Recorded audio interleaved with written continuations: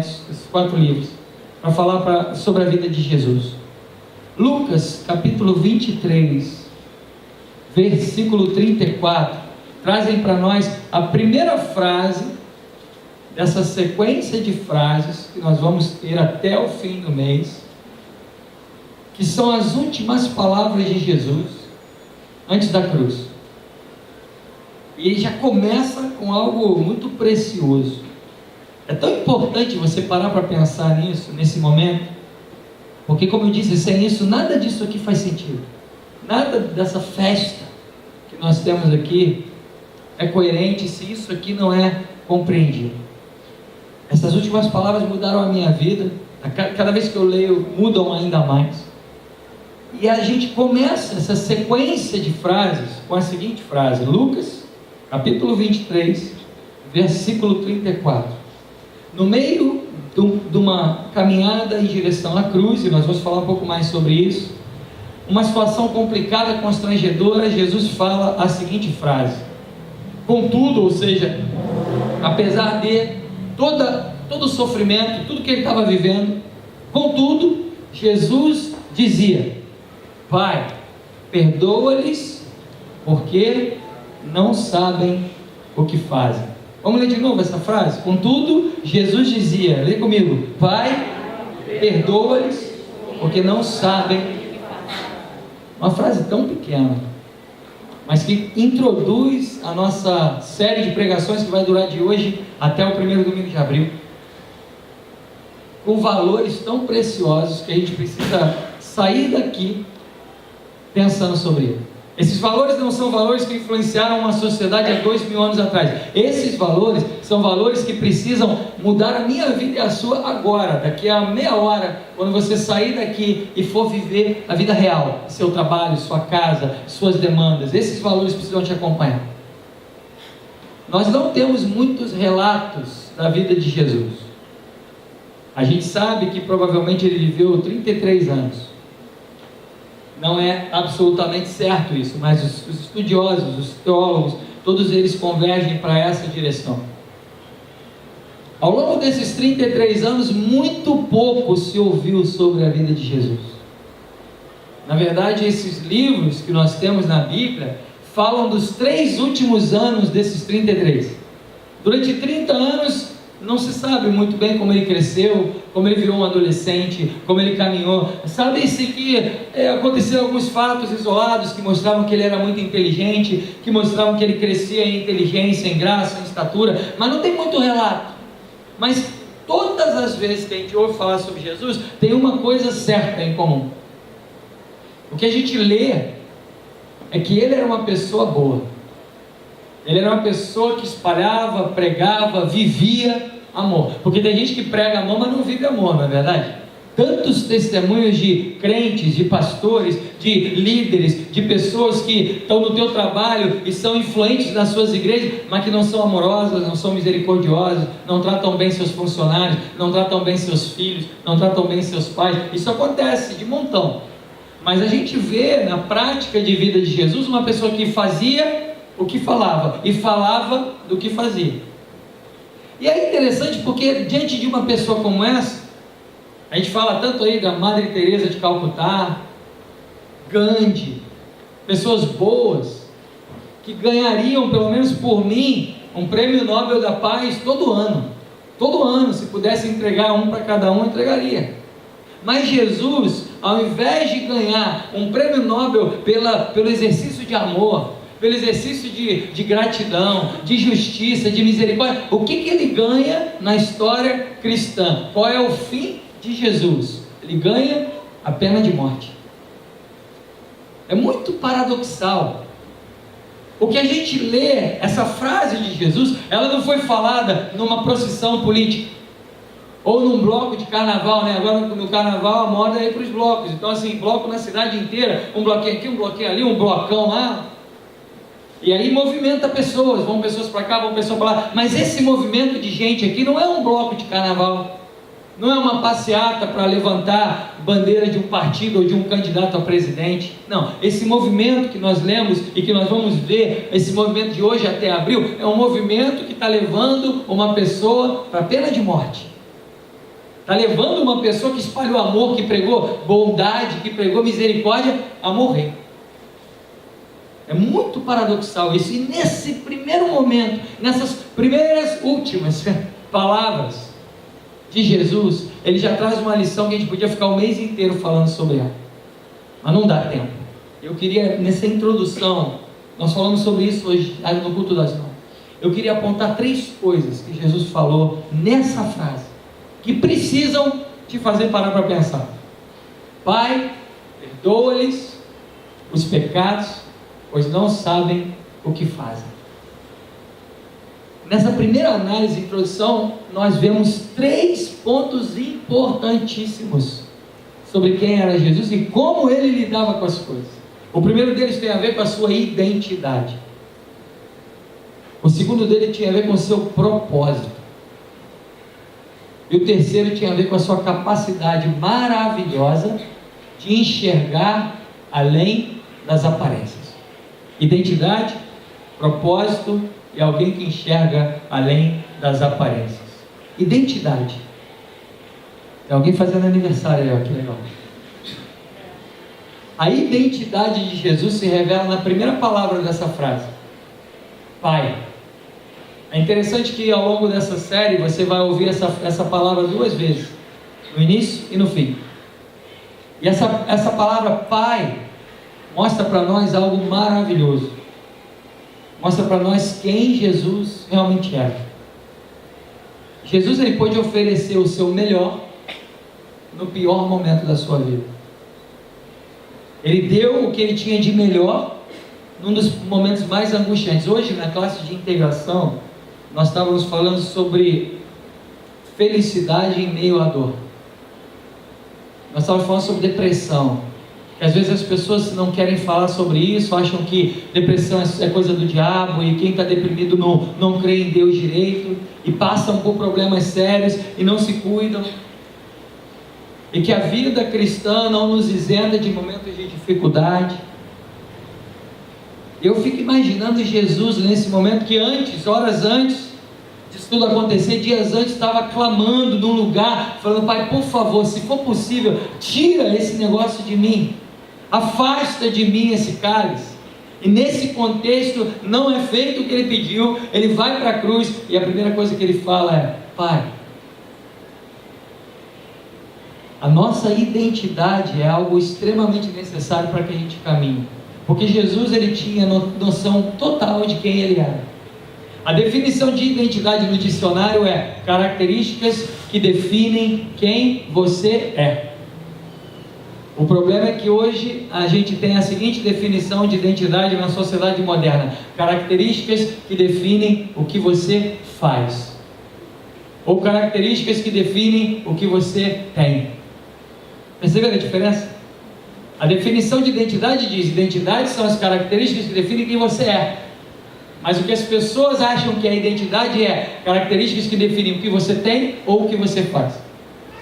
Jesus, por saber quem ele era, não se desesperou, não saiu pulando.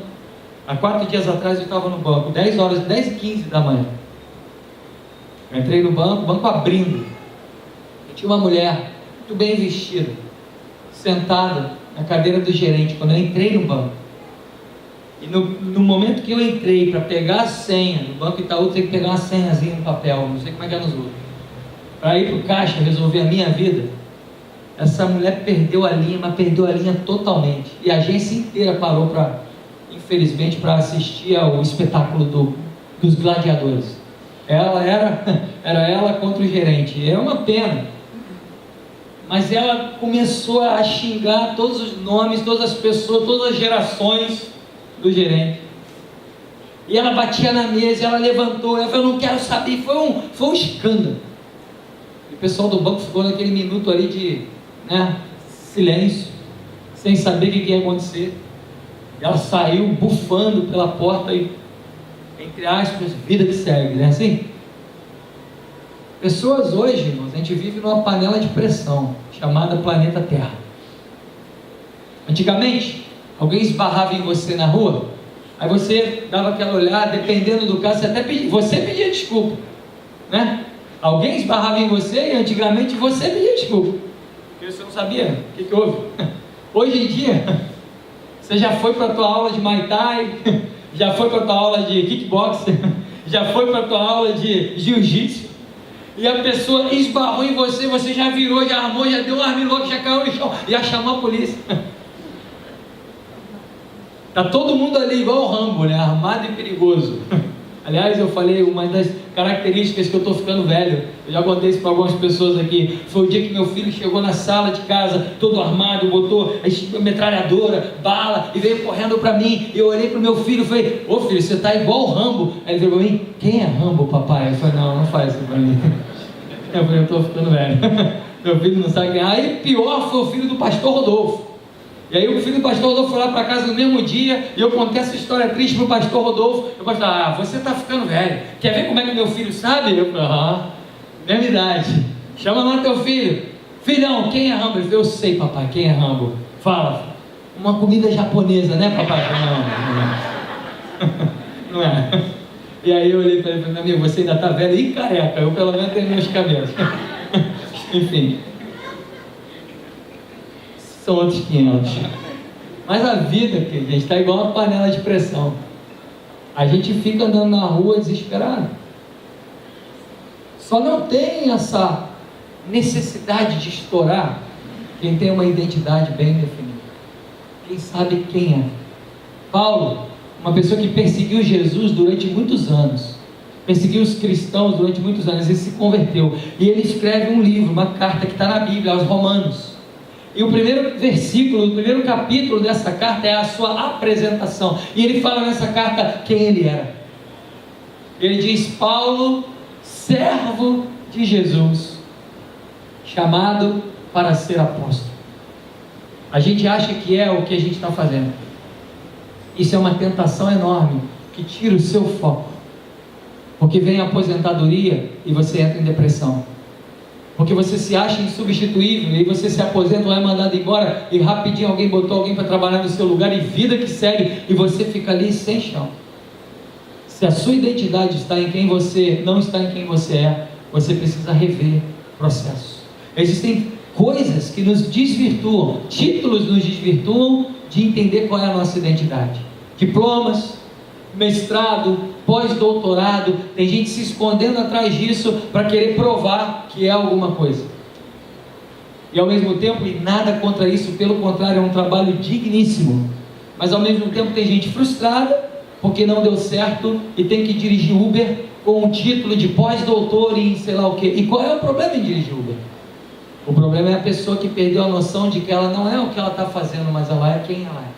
Jesus tinha essa noção, ele sabia que ele era filho de Deus.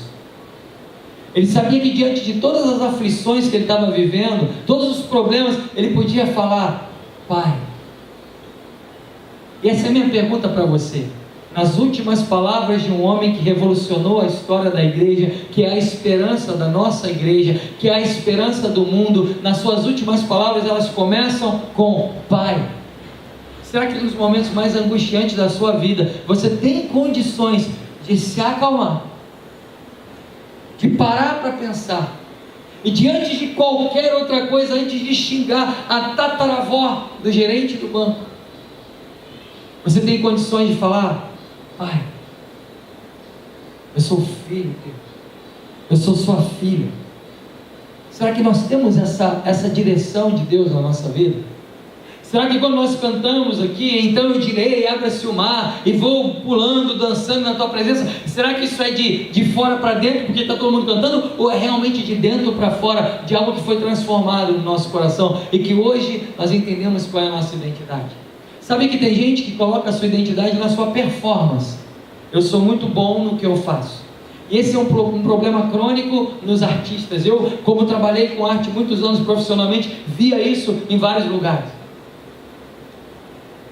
Porque a pessoa começa a entrar numa paranoia de que ela tem que ser a melhor, tem que ser o melhor. E de repente ela descobre alguém que toca melhor, ou que dança melhor, ou que atua melhor. E aquilo ali gera um problema, uma síndrome do pânico, a pessoa começa a entrar em parafuso.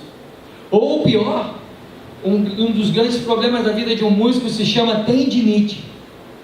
É o amigo que nenhum músico quer ter, porque mediante esforços repetitivos, estudos, ele acaba tendo tendinite. E eu me lembro que num dos momentos mais promissores da minha vida profissional como músico, eu tive tendinite nos 2 braços. E eu fui no médico, o médico me deu aquela notícia que ninguém quer ouvir. Olha, durante 6 meses, você não toca a sua bateria. Não fala isso, pelo amor de Deus, arruma outro jeito. É um jogador de futebol que tem todas as chances de ser o melhor do mundo e que tem a sua perna quebrada no auge da sua carreira e que precisa ser operado, e que o médico dá a seguinte resposta para ele: olha, são 8 meses de recuperação. E se a identidade dele está na performance, ele entra em depressão. Será que a sua identidade está no que você tem feito?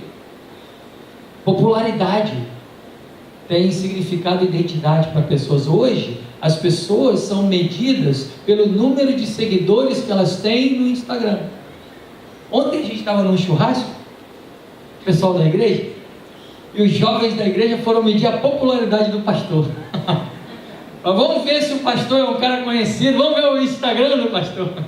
Eu falei, talvez minha mãe esteja aí, né? Minha mãe, minha prima. Mas porque o meu filho, o sonho dele é ser youtuber. Ele quer ser o próximo Felipe Neto. Eu falei, não, ele não, meu filho, escolhe outro. Mas ele está lá, já gravou. Pai, ele veio desesperado para mim. Ele fez aniversário agora. E ele me pediu, dentre as muitas coisas importantíssimas da vida dele, ele falou, pai, por favor, faz um negócio para mim. Eu falei, lá vem um pedido de um homem, um adolescente. Dá uma curtida no meu canal. Curte o meu canal, pai. E eu fui lá curtir, eu era a 3ª curtida do canal dele. Depois eu passo para vocês darem uma força para o menino.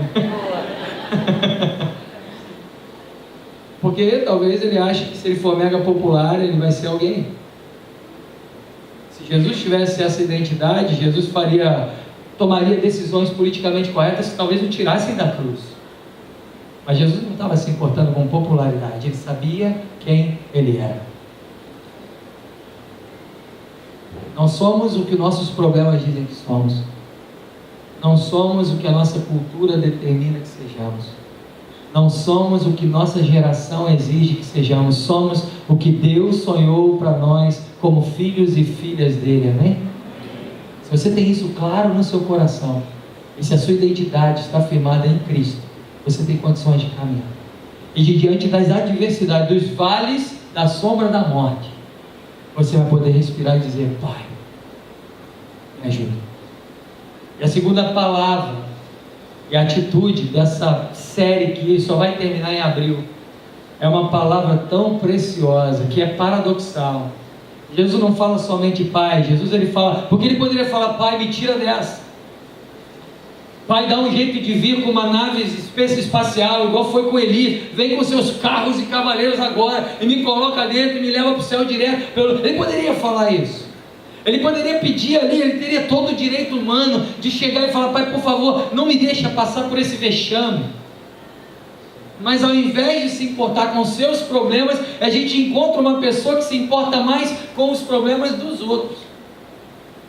Ele vira e o maior pedido dele é, pai, perdoa-lhes. Perdoa-lhes esse pecado. Já parou para pensar nisso? Um dos homens mais influentes da história cristã no século XIX é um pastor anglicano chamado J.C. Ryle. Escreveu muitos livros maravilhosos.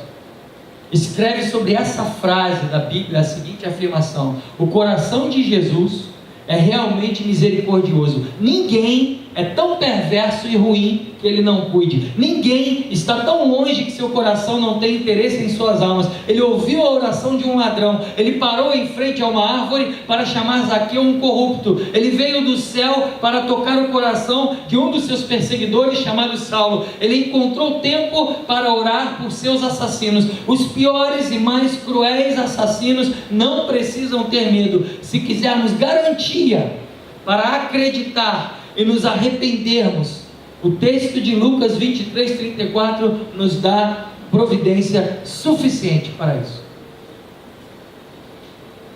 Pai, perdoa-lhes. Jesus demonstrou que perdão não é um sentimento.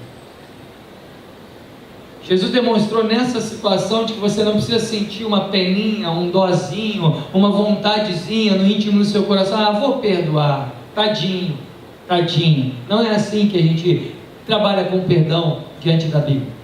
O perdão tem inflamado ódio, inflamado doenças em uma sociedade e no mundo. A falta dele. Uma sociedade que não exercita o perdão adoece, morre, literalmente. O que é uma guerra, senão um desacordo sem perdão? Sem perdão não existe uma sociedade saudável. E Jesus mostra para mim e para você que o perdão não é um sentimento quando o seu coração está nos melhores momentos da vida. Sabe teu primo que pisou no teu sapato? Sabe teu ex-sócio? Eu posso contar porque essa história, graças a Deus, já foi resolvida e está Deus trabalhando com ela, através dela. A minha esposa teve uma das piores experiências de vida, muito nova, no seu início de vida profissional, quando foi chamada para ser sócia de uma empresa. Envolvia dinheiro, bastante dinheiro. Na época, então, nós éramos novos, menos de 22, 23 anos de idade, todo um futuro pela frente, uma vontade de crescer. Ela foi chamada para entrar numa sociedade de uma coisa absurdamente ótima. E foi investido ali, talvez da moeda de hoje, uns 100 mil reais. E 3 meses depois a gente foi descobrir que tudo aquilo era uma mentira. Porque a sócia dela não queria que o marido desse o dinheiro para sua ex-esposa. E para comer todo o dinheiro do seu marido, ela inventou um circo, uma coisa louca. Inventou uma empresa fictícia, inventou clientes fictícios, uma coisa de cinema. E quando a gente viu, os quase 100 mil reais tinham sido jogados fora. E foi uma coisa horrível. E aquilo gerou uma mágoa. Aquilo gerou um processo doloroso. Aquilo gerou uma pessoa da igreja. Aquilo gerou uma falta de confiança. Eu lembro como se fosse hoje uma música da minha época, né? Minha época eu não sou tão velho assim. Aqui na igreja o pessoal da música discute sobre gerações musicais. Aí às vezes aparece uma música aqui que o pessoal... essa aí é da época do fulano.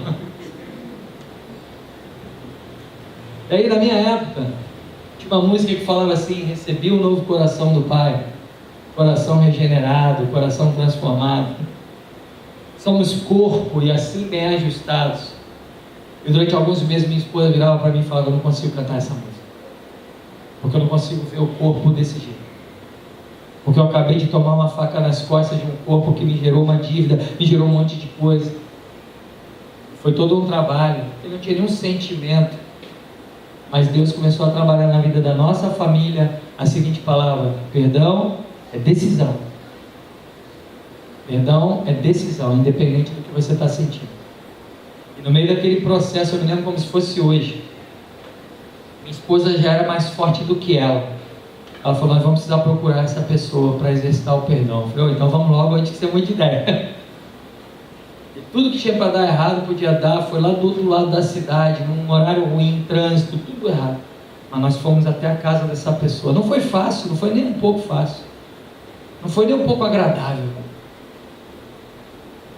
Mas ali naquela sala, às 11 horas da manhã, mais ou menos, final da manhã, eu pude ver Deus trabalhar na minha vida, na vida da minha esposa, na vida daquela mulher, com uma decisão de perdoar.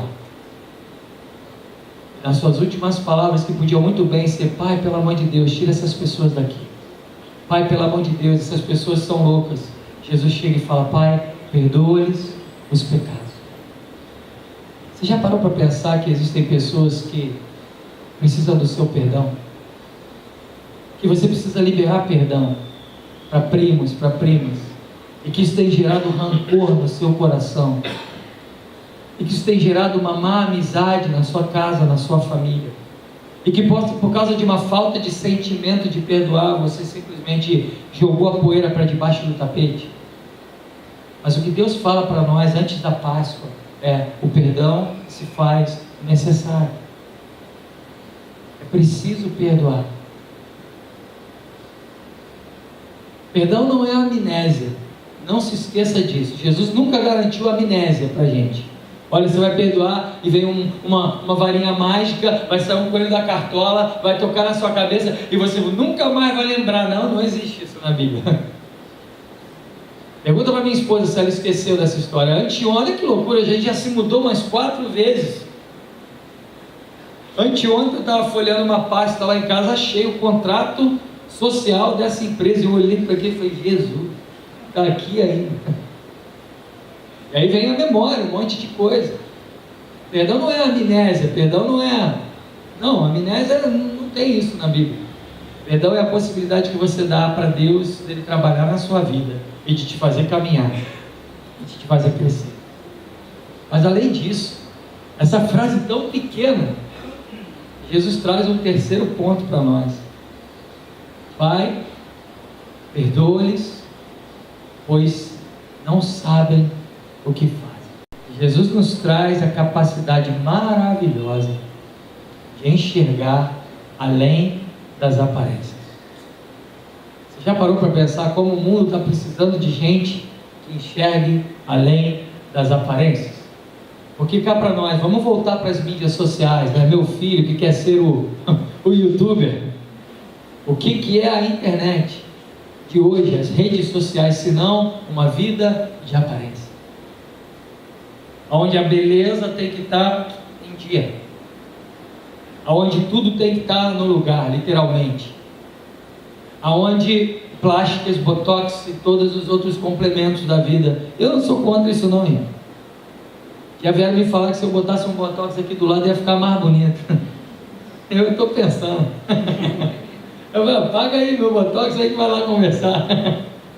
Não é isso que eu estou falando, não é pecado não.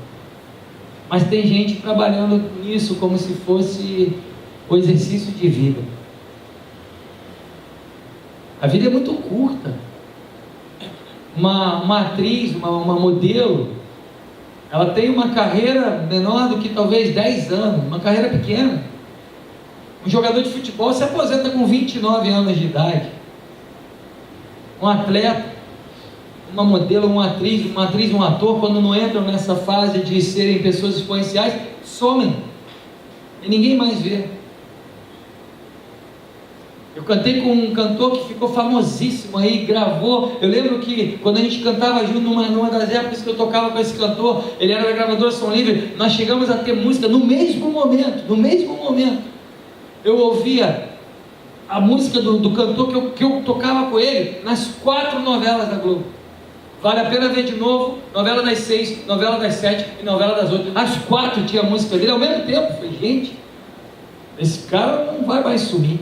Viajamos o mundo, tocamos em lugares mais bonitos que eu já pude tocar. Vi um post dele um dia desse no Instagram, chamando para um barzinho na sua cidade, um MPBzinho ao vivo, e pedindo ali para as pessoas irem para o hambúrguer que ia ser servido na sexta-feira tal. Uma pessoa que chegou aqui e está lá, e não tem nada contra isso, está lá fazendo, continuando sua carreira, mas já não é mais quem ele é. Nós temos a tendência de enxergar as aparências. Eu olho pessoas bonitas, roupas agradáveis, pessoas bem vestidas, espero que cheirosas. Aí quem está do lado aí que sabe. É porque na França eu não podia falar isso toda hora, né? Na França era perigoso falar isso. No metrô então não dava mesmo para falar espero que cheirosa. Lá então era complicadíssimo.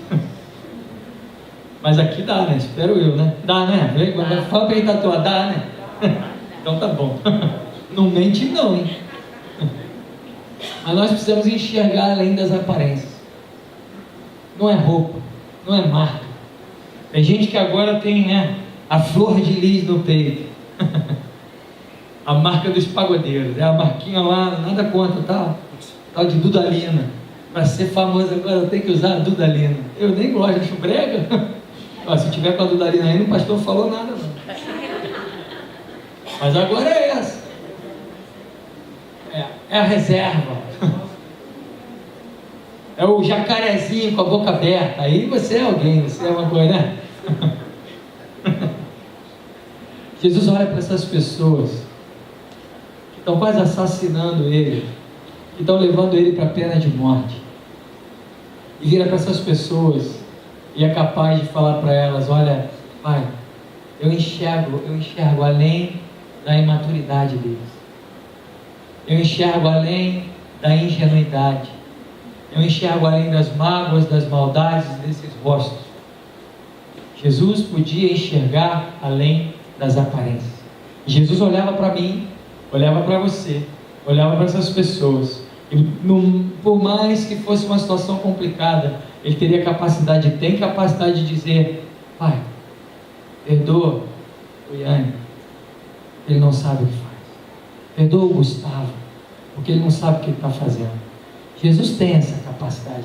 Já imaginou se a igreja assumir isso de verdade?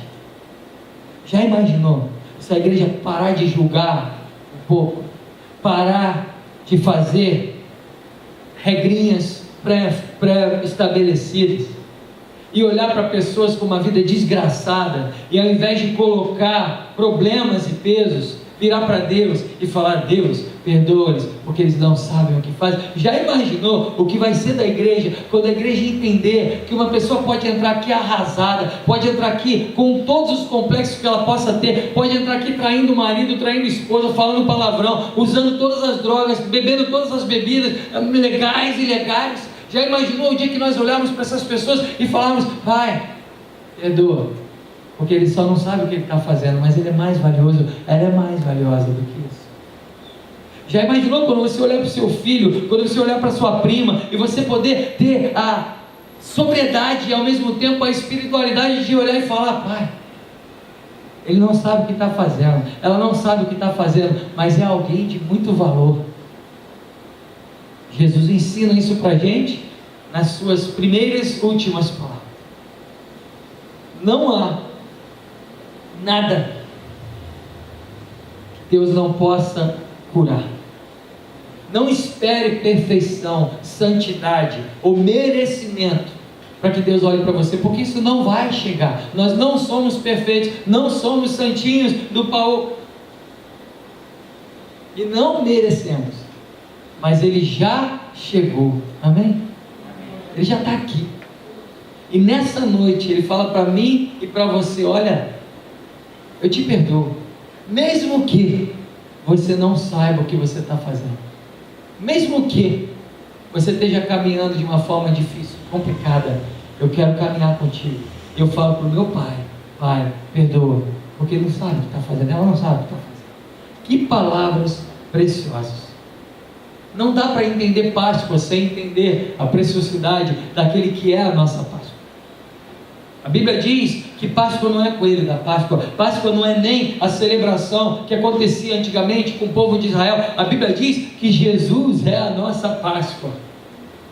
A Bíblia diz que Ele assumiu esse papel para nós. Então daqui a algumas semanas nós vamos estar celebrando não um evento religioso, não uma passagem, não um evento em memória de, mas nós vamos estar celebrando um evento que transformou a nossa vida e que nos fez sermos capazes de vir aqui e falar: por isso eu corro, por isso eu danço, por isso eu pulo na sua presença. Amém? Amém. Eu queria orar com você, porque eu preciso dessa oração. Quantas vezes a minha vontade é de mandar jogar tudo para o alto, chutar o pau da barraca, desistir.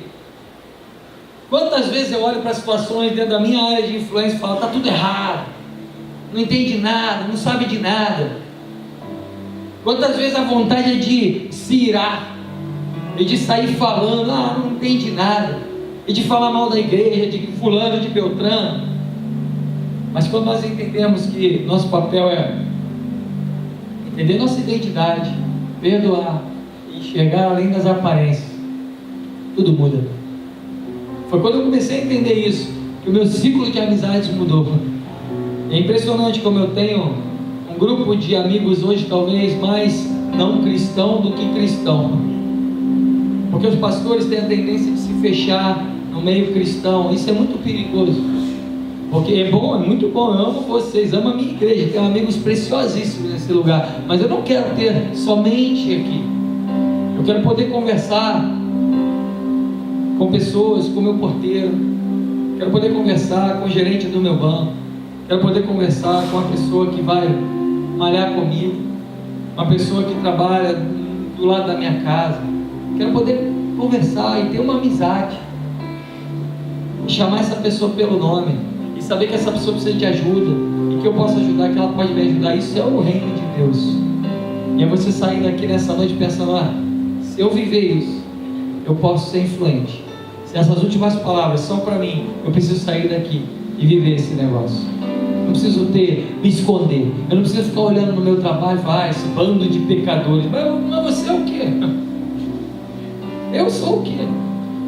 Não, a gente tem que olhar para o nosso ambiente de trabalho e falar: que pessoas maravilhosas que Deus colocou do meu lado, para a gente caminhar junto, para a gente espalhar do amor dele nesse lugar. Amém? Vamos orar? Feche seus olhos. Chama o pessoal do louvor aqui na frente. Nós vamos terminar esse culto celebrando. Como é bom. Agradecer ao pessoal da comunicação aí que filmou tudo. Espero que seja um material maravilhoso para a gente poder avançar. Senhor, abençoa a nossa igreja. Senhor, abençoa os teus filhos e filhas nessa noite. Senhor, tem gente aqui, Pai, que precisa rever a sua identidade, que mesmo sem pensar, está colocando identidade em família, em filho, em projetos, em trabalho, em popularidade, em dinheiro, em finanças, em prosperidade, em cultura. Mas a nossa identidade está firmada, ó Deus, não no que nós fazemos, mas em quem nós somos. E a Tua palavra nos diz que um dia nós, ó Deus, pela Tua graça, pudemos ser chamados de filhos do Deus vivo. Ó Deus, a nossa identidade é uma identidade que nos garante, ó Deus, a possibilidade de calma em meio à tempestade. A nossa identidade é uma identidade de príncipes e princesas no Teu reino. Isso não nos isenta de problemas, de vales da sombra da morte, mas é uma identidade real, uma identidade, ó Senhor, de servos e servas. Ó Deus, gera em nós nessa noite a decisão de perdoar. Pai, se existem pessoas aqui que precisam pedir perdão, liberar perdão, Pai, que isso seja prático nessa noite. Pai, porque sem perdão, ó Deus, a nossa igreja não anda. A tua palavra diz que antes de dar uma oferta, antes de ceiar, nós precisamos nos reconciliar uns com os outros. Por isso que o perdão seja estabelecido. E também, Pai, eu te peço que a nossa vida, que o nosso olhar possa enxergar as pessoas além das aparências, além do que elas aparentam ser, além da beleza ou da dureza de coração, que nós possamos enxergar vidas preciosas aqui no nosso meio, no nosso trabalho, nas nossas casas, em nome de Jesus. Amém e amém.